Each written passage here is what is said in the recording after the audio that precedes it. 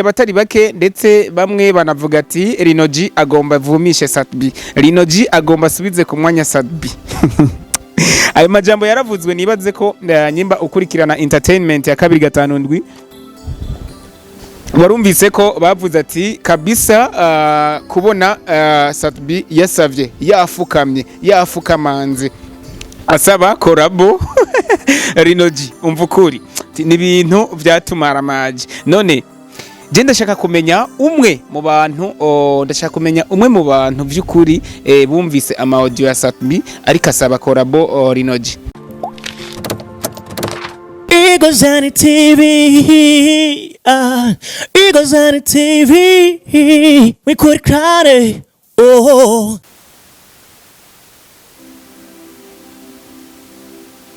Hello.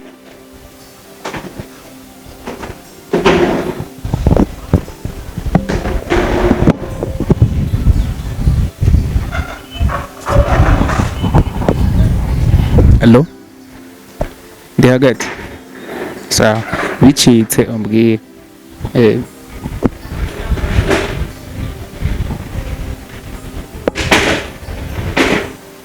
Ni Bar Hotel. Iwacu ku Muhana Bar Hotel.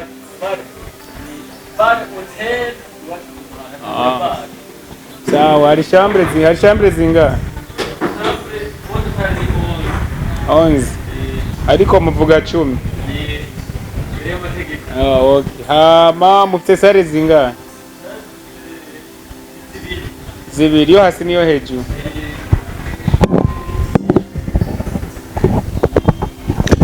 Uranyumva? Nuko nagarutse ku yindi ncuro narabemereye ko uwo mwaka wa 2024 ntituzigera twicara dukora ikiganiro twariye twananyoye. Reka mbanze gushimira kwanza bari ku Muhana Iwacu Hotel bo batwakiriye noneho baduha n'ikinyobwa. Twahashitse aho ndetse ari na Bar Hotel imeze neza cyane aho bafise chambre 10 ndetse chambre zinagutse, chambre zisukuye, toilette zimeze neza ndetse akaba ari Bar Hotel aho basanzwe bafise na sare zibiri, sare zagutse ndetse na sare zitanga akayaga ntangere. Tuba tuhari rero kugira ngo tuze turabereka ibibanza vyiza ndetse ibibanza kumbure ushobora kuruhukiramwo noneho ukanateguriraho urubanza rukagenda neza cyane. Ndahari rero ushaka kuhamenya ni muri quartier Magarama neza na neza kujya kabiri, ariko kandi musi kiganiro ndaza gusiga nimero zumwe mushobora kubaza ico mwamukeneye kugira ngo mushobore kuronka ubusobanuro bukwiye. Uno musi rero nkaba noneho kuri uno munsi nkaba ngarutse kuri topic kumbure y'indirimbo ya Rinoji ari kumwe na Satbi, indirimbo aho abeshi bari bayirindiranye igishika ntangere. Ni indirimbo yavugishije abatari bake ndetse bamwe banavuga ati Rinoji agomba vumishe Satbi, Rinoji agomba subize ku mwanya Satbi. Ayo majambo yaravuzwe, nibaze ko nyimba ukurikirana entertainment ya 257 warumvise ko bavuze ati kabisa kubona Satbi yasavye yafukamye yafukamanze asaba Collabo Rinoji umvukuri ni ibintu vyatumara amaji. None je ndashaka kumenya umwe mu bantu vy'ukuri bumvise ama audio ya Satbi ariko asaba Collabo Rinoji, na cyane indirimbo noneho ni ya Rinoji, indirimbo si ya Satbi. Indirimbo iri kuri YouTube channel ya Rinoji. Nyimba ntihenze eka ndabe ariko ndazi ko indirimbo iri kuri YouTube channel ya Rinoji. Ni indirimbo imaze akanya kangana gute kandi birabe vyose. Tuba tuhari kugira ngo tubahukuri noneho tunabeshuze na bamwe baba bariko bavuga amajambo aya cankariya. Rinoji tubirabe neza, katubirabe nuko indirimbo iri kuri YouTube channel ya Rinoji, indirimbo yitwa Tuza ari kumwe na Satbi. Indirimbo imaze eka ndabe umwanya imaze ko kwanza kandabirabe. Indirimbo yasohotse canke yagiye kuri YouTube channel ya Rinoji itariki indwi iz'ukwezi kwa kabiri noneho indirimbo ikaba imaze kurabwa n'abantu ibihumbi 68,574 ikaba ifise n'ama like canke amajeme 10 ndetse commentaire hariya zo ntiziharurika ariko ndareka ndabasomere zimwe muri commentaire kumbure zanditswe muri iyi ndirimbo. Umwe yaranditse ati Tuza is a song by Lino G Umvukuri featuring King Sat B. No, isi commentaire ndabasomere amwe mu makomantere nono yanditswe kuri iyi ndirimbo. Umwe yaranditse ati Tuza on streaming platforms, iyi ni link noneho ati noneho D1 nawe nyene yaraje mu banditse commentaire noneho kuri iyi ndirimbo. Aha vyanatweretse how abaririmbyi b'abarundi bariko barafatana mu nda. Iyi ni commentaire ya D1 yanditse avuga ati let's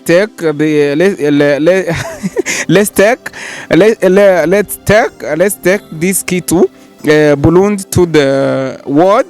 You did it my brothers.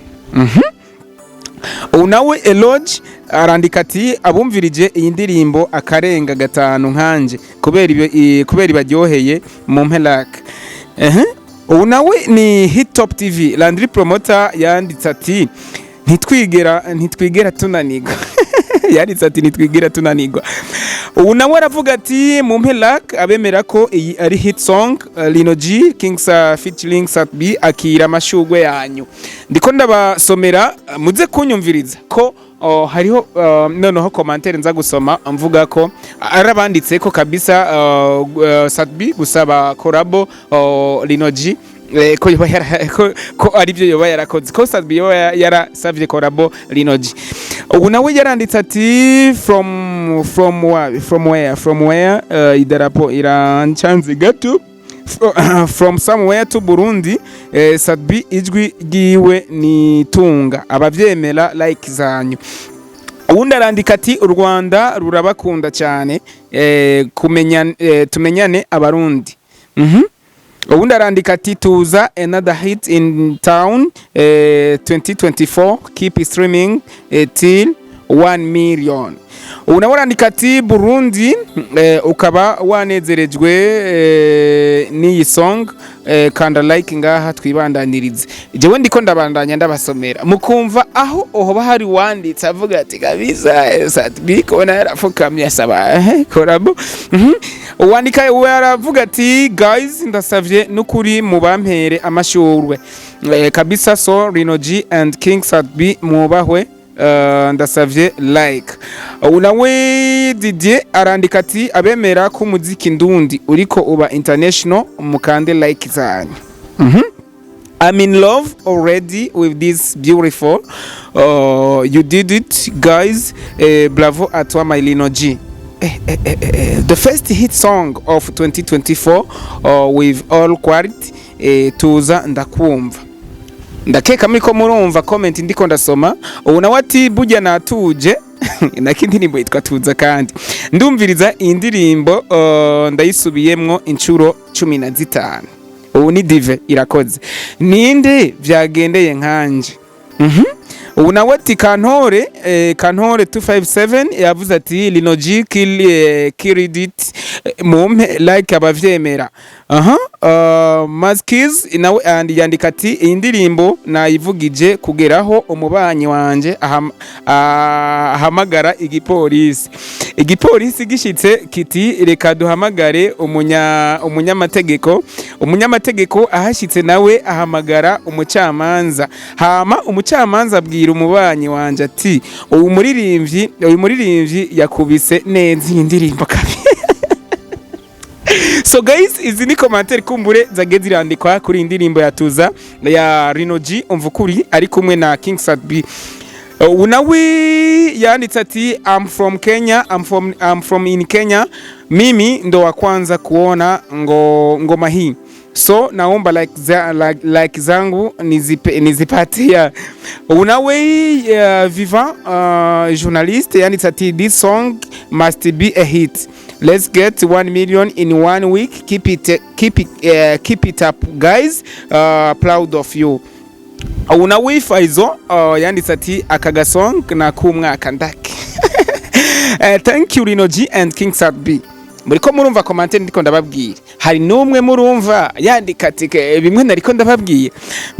Ngoma kali sana. Nipe like zangu basi abazuju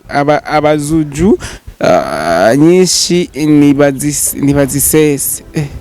Commentaire na iranyobeye. Thierry Promoter yanditse ati ngoma kali sana.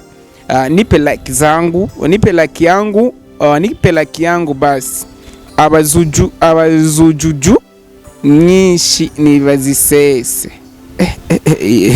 Unawoni NG Fall Fashion Designer yandika ati that's great song, congratulations brothers. Burundians umutima wa Afrika. Burundians umutima wa Afrika. Wallahi umuziki mwiza nta handi usigaye atari mu Burundi. Ababipinga jeno babwira ati nababwira ati Tuza. Abo tuvyemeranya nabo mugonge like hano let's go.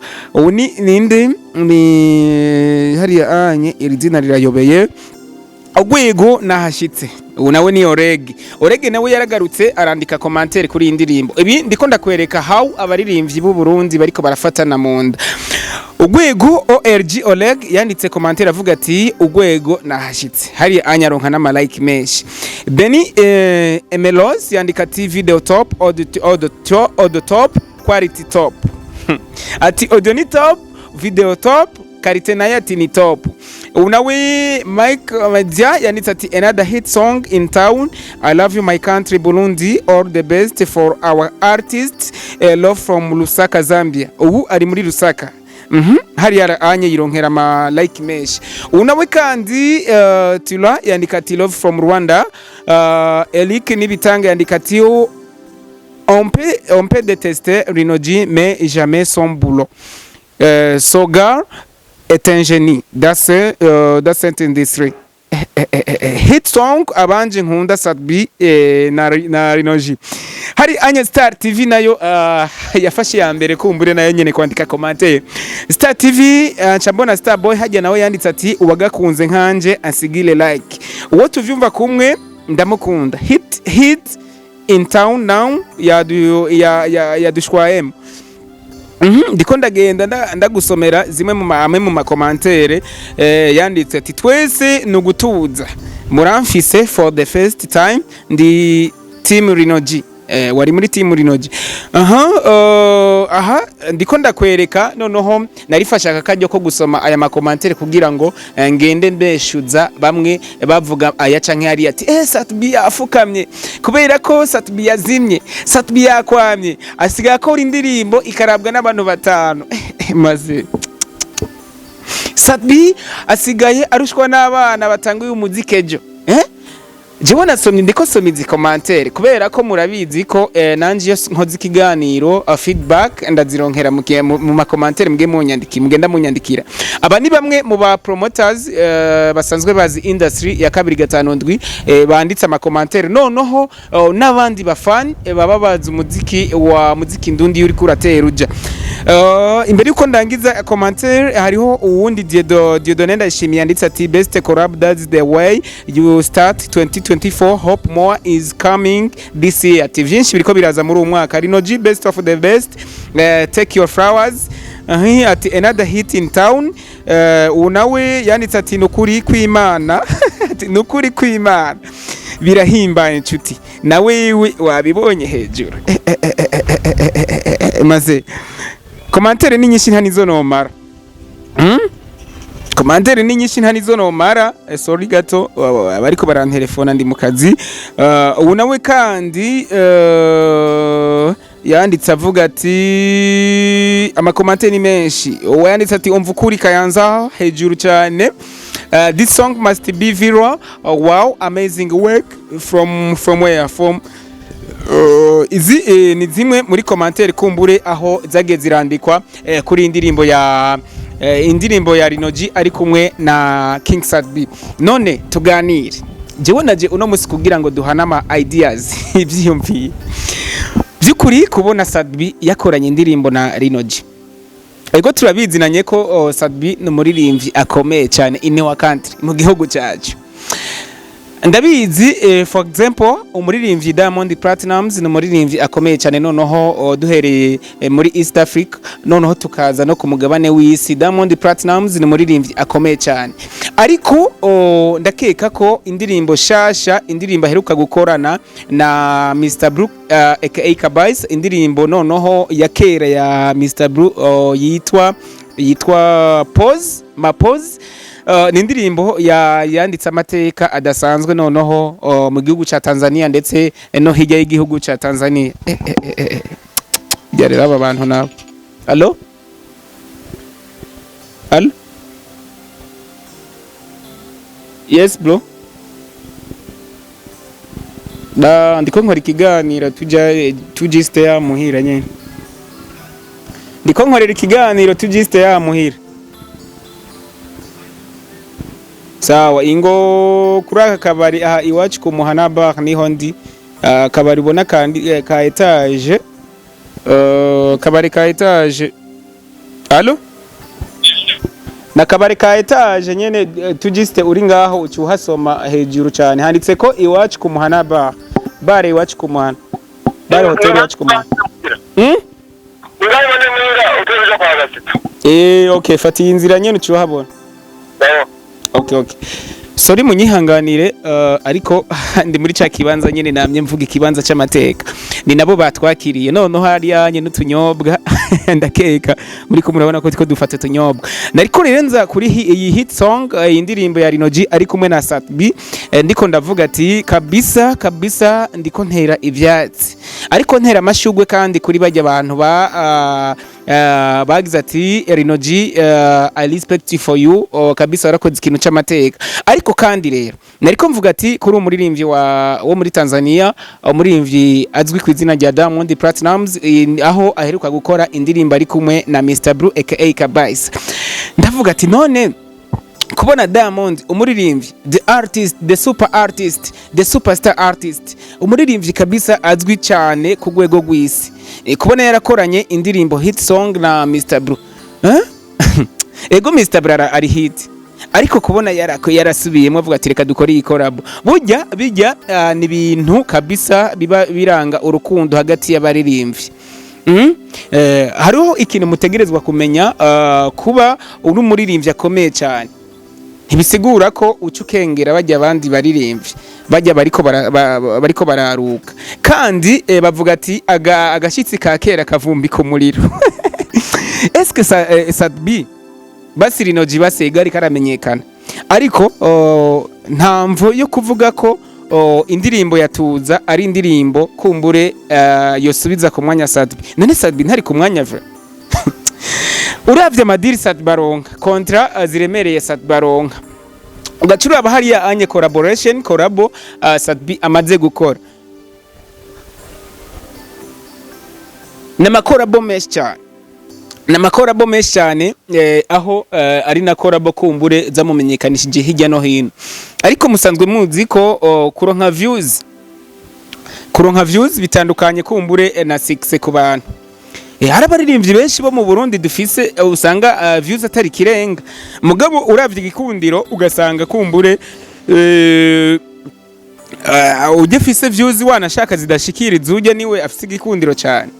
Rero kabisa Sadbi kubona yarakoze igikorwa nka kijya cyo gufasha umuririmbyi wa Rinoji, umuririmbyi none hari kakora amateka, so kuvuga ko ngo yabikoze ngo kugira ngo Rinoji amuvyure, ngo kugira ngo Rinoji ngo muzamure, no, that's yabikoze like kumbure nko kugira ngo babaririmbyi nyene bwa bumwe bw'abaririmbyi bubandanye buboneka. Nkaza mvuga ati why abaririmbyi badakora amananiri, badakora all stars, bataja hamwe ngo bakora indirimbo bari hamwe, batakoranijwe kumbure na evenement y'umunsi mukuru canke ikintu kanaka bagomba kuririmbira, akavuga ati je ndi umuririmbyi kanaka ndagomba nkore collabo n'abaririmbyi bashika kuri 10 bo mu gihugu cyacu. dufatane mu nda, baririmbyi mufatane mu nda kabisa, mukore igikorwa noneho ibikorwa muri kumwe, kuko navyo bizotuma n'abafana banyu babona ko kumbure mwunze ubumwe. Reka noneho mfate aka kajyo ko gushimira aba bose bariko bakora ico bashoboye canke ivyo bashoboye kugira ngo umuziki ndundu utere imbere canke umuziki ndundu utere uje imbere, kandi nongera ntera ivyatsi kabisa buri muntu wese nyimbura umurundi ubona ko ukora uko ushoboye kose kugira umuziki ndundi uwukinyize ugumize hasi. Jewe kabisa yaba no kumenya nkagufata no gushwanyaguza no gushwanyaguza nkagukorera ikibi, noneho nawe ico kibubu ukora abari kibi kibisha.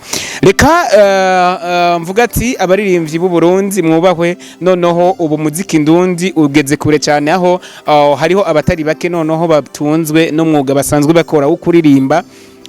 Ubu turi muri 2024, noneho muri 2026 or 2020 bizoba ari ibindi bintu, bizoba ari ibindi bintu noneho, kuko umaze kuraba ubu vibe y'umuziki ndundi itandukanye na vibe y'umuziki wa kera. Ariko ibi byose ntibishobora gushoboka mu gihe hari aba promoters bingwiza murongo, aba promoters batazi icyo bakora, aba promoters kumbure ba promoting ivyo hanze, noneho bakibagira abana abiwacu, abana noneho abana baba bariko barakora kugira ngo igihugu cyacu naco kigire ico bakiziko. Umutsatirize ndahari, narabemereye ko uwo mwaka wa 2024 ntazigera nicara, nzogerageza gukora, ariko nongera shimira my CEO NDI, wowe nawe utera ukora ibikora inka kugira ngo mbandanye mba on time, noneho mbandanya kumbure aduha ibikoresho kugira ngo tubandanye dukora umuti, tubandanye tuba on time.